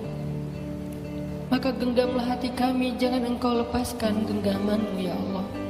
Karena kami takut seandainya ketika hati itu condong kepada dosa, kemudian kami memperturutkannya dengan melakukan dosa di hadapan-Mu, dan itu adalah hari terakhir kami hidup di dunia, maka kami akan mengakhiri hidup kami dengan su'ul khatimah. Kami pernah mendengar hadis Nabi yang mengatakan, seseorang yang menghabiskan hidupnya dengan berbuat baik, dengan beribadah dan beramal solih, sampai jarak dia dengan surga hanya sejengkal saja, tetapi pada akhir hayatnya dia kemudian melakukan dosa, kemudian dia sombong, kemudian dia berputus asa terhadap ujian darimu, maka kemudian dia melakukan kesalahan yang besar, dia syirik kepadamu, akhirnya dia menjadi penghuni neraka. Tapi ada juga seorang hamba yang menghabiskan hidupnya dengan berbuat dosa, siang dan malam sampai jaraknya dengan neraka hanya sejengkal saja, tetapi di akhir hayatnya dia bertaubat dengan taubat yang sebenar-benarnya, lalu dia menjadi penghuni surga. Duhai Allah, bimbing kami sampai akhir hayat kami. Meskipun sekarang kami sedang belajar untuk mendekat kepadamu, tetapi kami tidak ada yang tahu seperti apa akhir dari kehidupan kami. Jika takdir di akhir hayat kami itu baik, maka jagalah itu untuk kami ya Allah. Jika takdir-Mu untuk di akhir hayat kami itu buruk, maka jadikanlah dia menjadi lebih baik ya Allah. Wahai Allah, satukanlah hati di antara kaum muslimin, agar mereka menjadi bersaudara seperti Engkau persaudarakan Muhajirin dengan Ansar. Jauhkanlah kami dari perpecahan, jauhkanlah umat kami dari pertikaian, karena kesombongan antara satu dengan yang lain, karena perbedaan pandangan tentang urusan-urusan agama, jangan sampai membuat kami berpecah belah ya Allah. Hadirkan kesabaran, kelapangan dada, dan kedewasaan bagi kami dalam beragama, dalam berukhuwah, dalam bersaudara dengan saudara-saudara kami yang seiman. Jaga juga ya Allah hati kami, satukan hati kami sesama bangsa Indonesia, agar kami yang sama-sama mengaku cinta dengan Indonesia ini mampu sama-sama membangun negeri yang kami cintai ini. Karena Indonesia adalah amanah darimu. Dia bukan hanya warisan dari nenek moyang kami, tetapi adalah amanah dari langit, amanah dari Engkau, dan Engkau jadikan kami khalifah di muka bumi ini. Jangan sampai kami justru merusak negeri yang telah Engkau amanahkan kepada kami karena pertikaian di antara kami ya Allah. Ya Allah, bimbinglah ulama-ulama kami, bantulah dakwah ulama dan guru-guru kami, agar dakwah mereka mampu memberikan kebaikan bagi umat, agar dakwah mereka mampu memanggungkan Islam di muka bumi sebagai rahmah lil alamin. Ya Allah, berikanlah petunjuk-Mu kepada pemimpin-pemimpin kami, agar mereka menjadi pemimpin yang takut kepadamu dan pemimpin yang adil kepada rakyatnya, mencintai rakyatnya seperti mencintai anak-anaknya ya Allah. Jadikanlah pemimpin-pemimpin kami bagi rakyatnya adalah seperti ayah di dalam keluarga, yang menafkahi keluarganya, yang memperhatikan kebutuhan keluarganya, yang menjadikan keluarganya sebagai kesayangan baginya di dalam hatinya, bukan justru menyakiti keluarganya, menzalimi keluarganya, mengambil manfaat daripada keluarganya atau anak-anaknya.